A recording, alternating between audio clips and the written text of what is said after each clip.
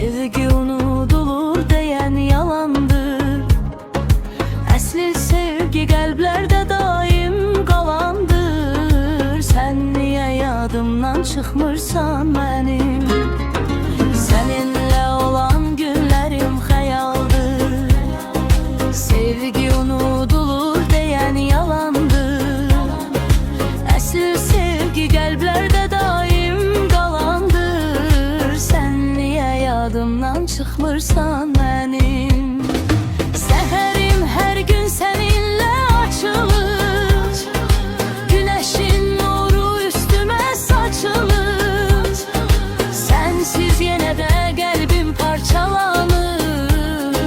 Sən niyə yadımdan çıxmırsan mənim? Sən niyə yadımdan çıxmırsan mənim?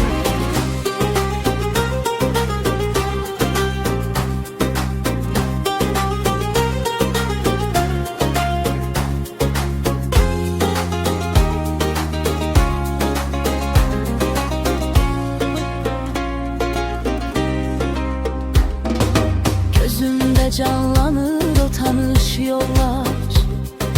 Hələ də fikrimdə məni qucaqlar. Bir gün sənsiz məni xoşbəxtlik tapar. Sən niyə yadımdan çıxmırsan mənim? Sən niyə yadımdan çıxmırsan mənim?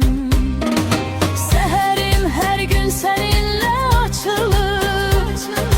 Günəşin nuru üstümə saçılır. Sənsiz yenə də qəlbim parçalanır. Sən niyə yadımdan çıxmırsan